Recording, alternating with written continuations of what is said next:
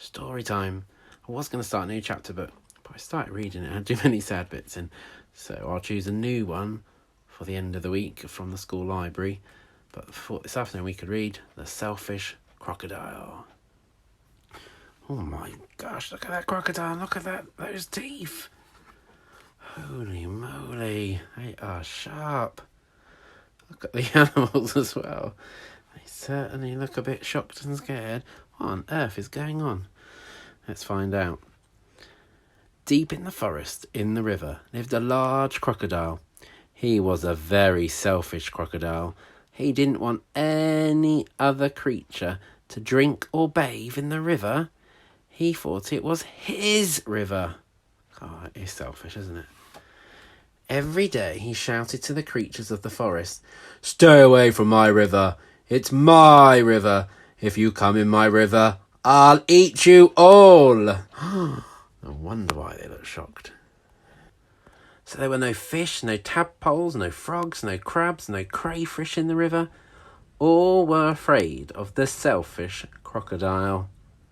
The forest creatures kept away from the river as well. Whenever they were thirsty, they went for miles to drink in other rivers and streams. Oh, look at their faces, poor things. I wonder how they're feeling. Compared to how he's feeling, look at that grin. He's very pleased with himself, doesn't he? Every day the crocodile lay on his great big back in the sun, picking his big sharp teeth with a stick. But early one morning, the forest was awakened by a loud groaning sound. Right, can you all go groan? Go and really groan. Make a big groany sound for me. Sound like you're in pain. Something was in terrible pain. The creatures thought that it was an animal caught by the crocodile. Gosh, that's still groaning. But as the sun came out brightly, they saw that it was the crocodile who was in pain. He was lying on his big back, holding his swollen jaw, and he was crying real tears instead of crocodile tears. But there he is. Dear. I wonder what's happened. Now look at the creatures. Look at their faces. The creatures drew closer, but not too close. Some of the creatures felt sorry for the crocodile. "What's the matter with him?" asked a deer. "I don't know," said a squirrel. "Maybe he's going to die," chirped a blackbird. "If that happens, it'll be safe to go in the river," grunted a wild pig. The animals thought about this. They hung from branches, they hung from vines, they buzzed in the air, and they shook their heads as they watched the great, big crocodile in pain. No animal tried to help. Do you think you would help a crocodile? Especially one that wouldn't let you drink or visit his river. Suddenly, a little mouse appeared, sniffing the air. He ran along the crocodile's tail, then onto his tummy. The other creatures stared. What do you think the other creatures are thinking? Crazy mouse? Oh my gosh, look where the mouse is now. Uh-oh. Uh-oh. "Look at that mouse," chattered a monkey. "He's either brave or mad."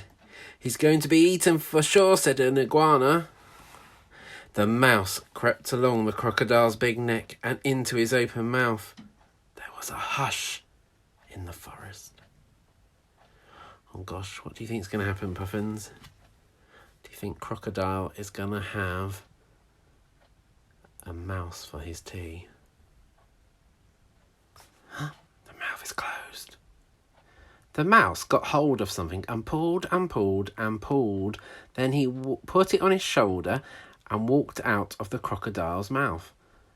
What do you think the mouse has got? What do you think he's done? Here he is. Look, what's he got there? There was a loud cheer from the astonished creatures. Yeah, they were shocked, weren't they? The crocodile sat up and said, "I don't feel any more pain. It's all gone." Then he saw the mouse walking down his tummy, carrying an enormous crocodile tooth on his shoulder. So what had been the problem, Puffins? What do you think? Must have had something to do with this tooth. Your bad tooth was giving you toothache, answered the mouse, turning around to face the now smiling crocodile. Do you want it back? Oh, no, no, no, get rid of it, and when you've done that, come back, I'll have a present for you. I don't know if I'll trust the crocodile. What do you reckon?